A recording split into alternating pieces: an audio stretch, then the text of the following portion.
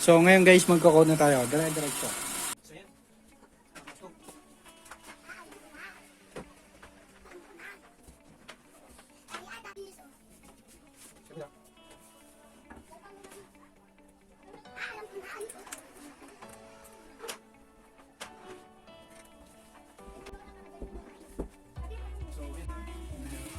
Ayaw, magkipahulog.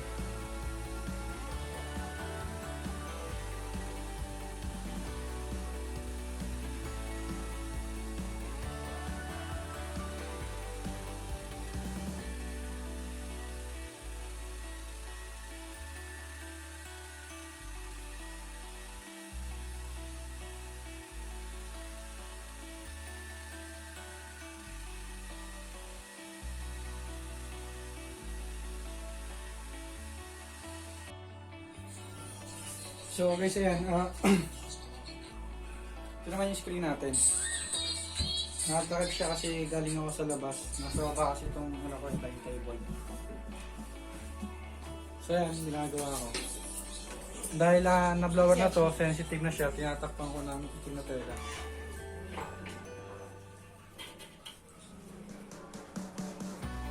Ayan. Pag nabangga ko na yan, ito lang naman sisikip ko dyan yung bangga dito. Natin gugulitan yung registration.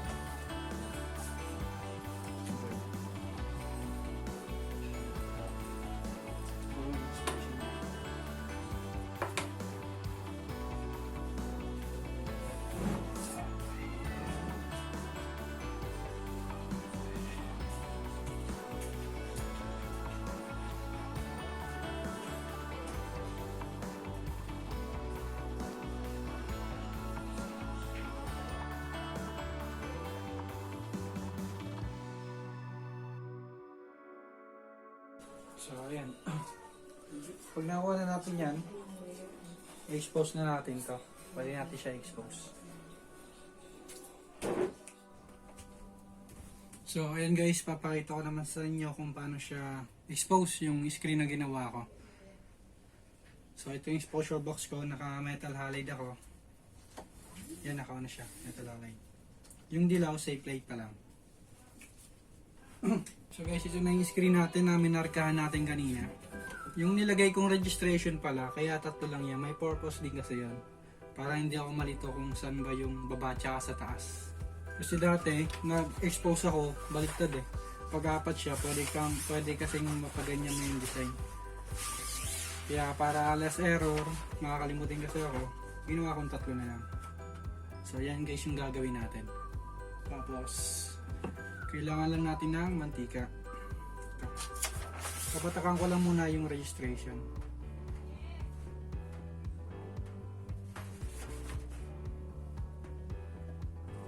Yan. Tapos yung gitna. Tapos ayun na. Masahin na natin registration para makita natin. Ayan. Ako niya saan natin tapat sa registration na ginawa natin.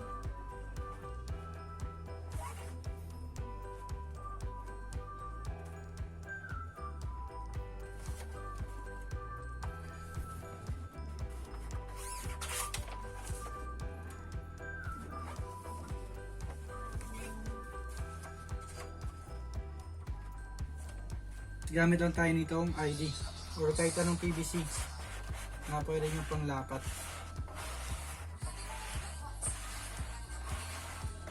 Sagot-agurin na natin ng ganyan.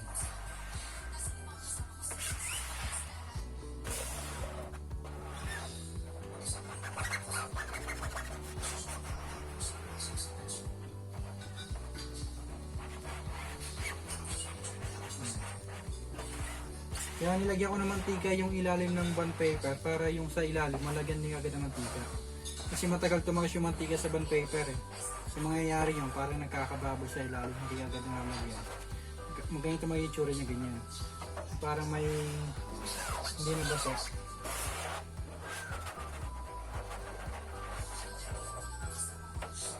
So kailangan may mantika yan. Tapos yung nakalate.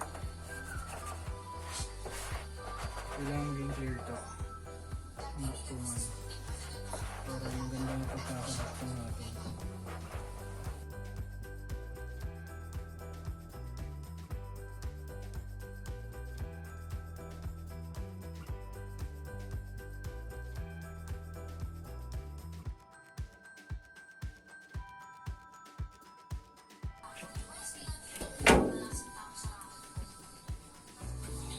So ayan.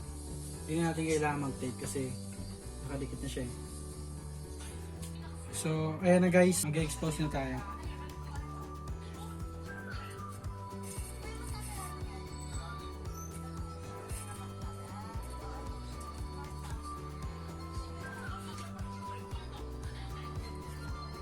So, ayan. Tapos, itim na tela, plywood. Tapos itong pabigat na 10 kilo. Ganyan yung setup ko pagka mag-expose ako.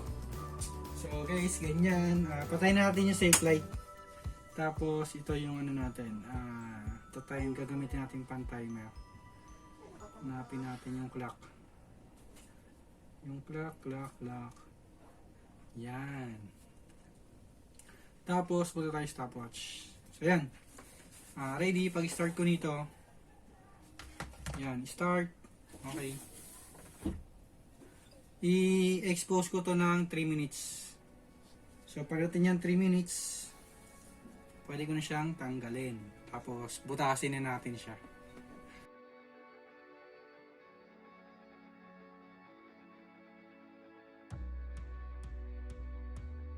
So ayun na guys, 3 minutes na siya. Shutdown na. Tanggalin na natin. So yan. Meron tayong expose na screen. So guys, pause ko ulit. Punta na tayo sa butas station. So ayan guys, andito naman tayo ngayon sa wash area ko. Kung pag gagamitin natin pambutas, ito nga na. Pause lang. So, ganito na yan. Ano ang ginagawa pagka-wash? Ganyan muna. Tinatanggal ko muna. Pinapalambot ko muna siya. Tapos likod. Bago siya butasin talaga. Hindi ka ba?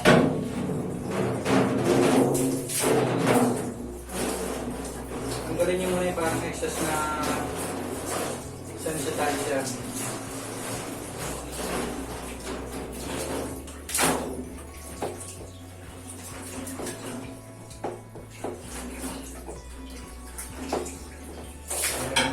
Medyo okay na siya. Ako siya bigbutas.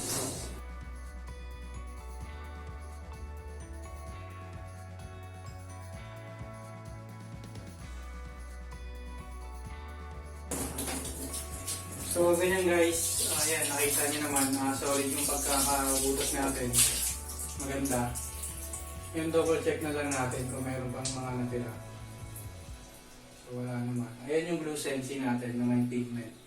Para siyang textile PB. Diba? Para siyang imported version. Bulol.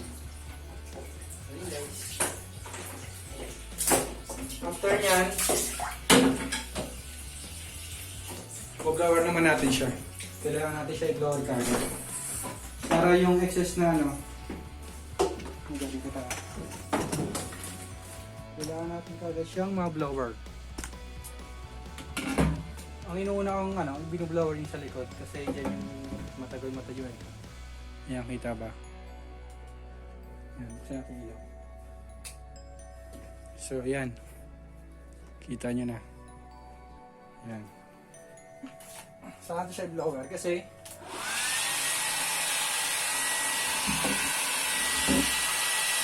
kung di nyo kasi siya na blower, basta pa yung yung emulsion, tatapon siya sa butas, matatakpan kapag natuyo.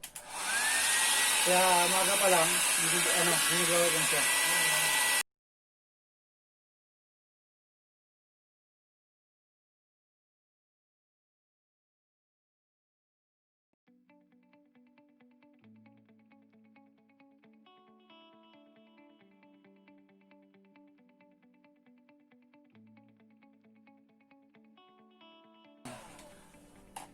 Pag okay na yan, pag napapansin natin wala nang medyo tutulo sa design natin,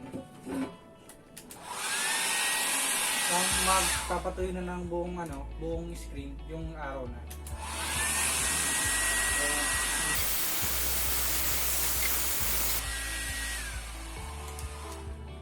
Ayan, okay, bibili din natin siya sa araw ngayon. So guys, tara, samahan niyo ako sa aking arawan.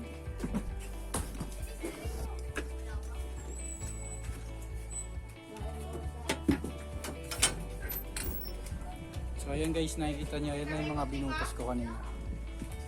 Yung mga ginawa ko. So ito pa ang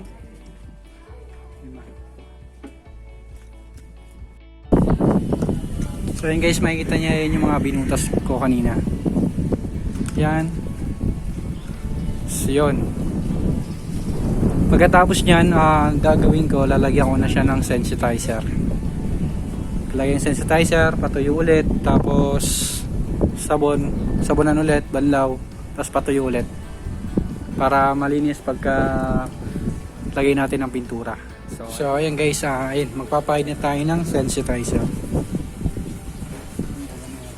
Full ko liquid sensitizer. So ito guys, ito, bago natin siya pahiran ng sensitizer, pahiran muna natin siya ng tubig na may bulat. May mga ikintas, may mga residue na mantika yan na may halong blue sensi. Pag natama kasi ng sensitizer yan, titigas, magbabara siya sa screen, kaya mahirapan tayo. So prevent na natin yan. Pahiran ko na siya, tanggalin ko na siya gamit yung bulak na may tubig. So, kunti lang.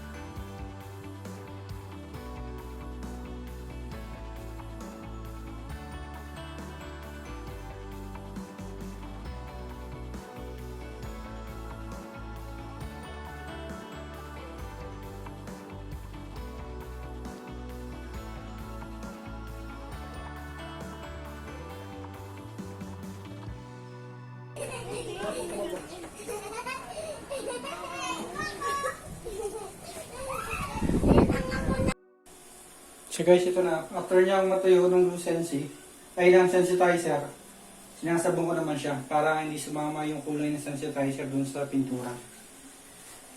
So yan. Ganyan lang.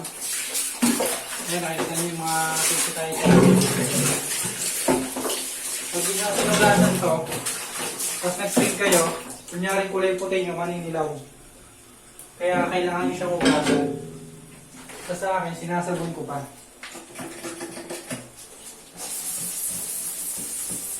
Para yung mantika rin dito, parang dikit tayo ng tape mamaya, didikit, tanggal tayo.